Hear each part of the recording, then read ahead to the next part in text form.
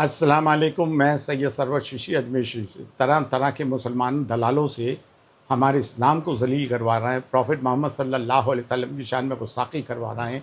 ये बदशक्ल नाजिया खान, एक बदशक्ल कासमी, कोई मुफ्ती है, कोई सलीम वो एक्स मुस्लिम हो गया, कभी कोई आ गया, कभी कोई आ गया। एक तारिक फ़तेह था कनाडा वाला, उसको टीवी पे बुला के हमको जलील करवाते थे। रोज़ हमें जलील कर रहा है, रोज़ मस्जिद मदरसे शहीद करता है, रोज़ दरगाहें शहीद कर रहे हैं।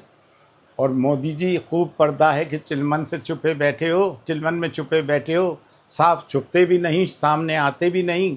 अपने बीजेपी रूल स्टेट के मिनिस्टर से हमारे को गालियां पढ़वा रहे हो। बंगाल का चीफ मिनिस्टर कहता है मुसलमानों का गज़ा जैसा हाल होना चाहिए है।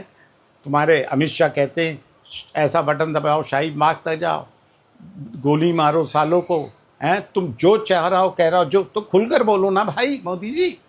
वैसे तो आप कह ही चुके हो कि इनकी वेशभूषा से पहचानो, मंगलसूत्र ले जाएंगे।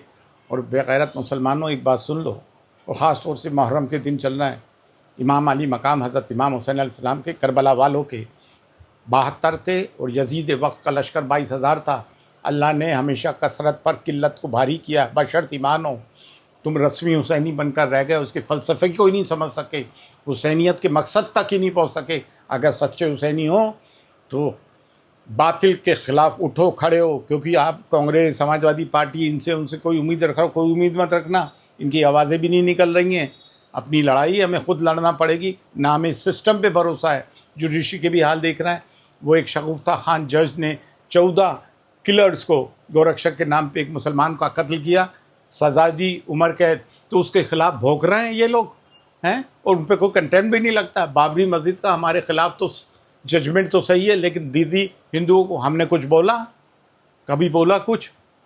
और ये नाजिया हमारे गुस्ताख़ रसूल नुपुर शर्मा, वो तो गैर मुस्लिम थी, ये मुसलमानों की इस तरह की बात कर रहा है। ये मुसलमान नहीं है, ये ख़रीद लिए गए हो, ये धर्म परिवर्तन इनका हो चुका है।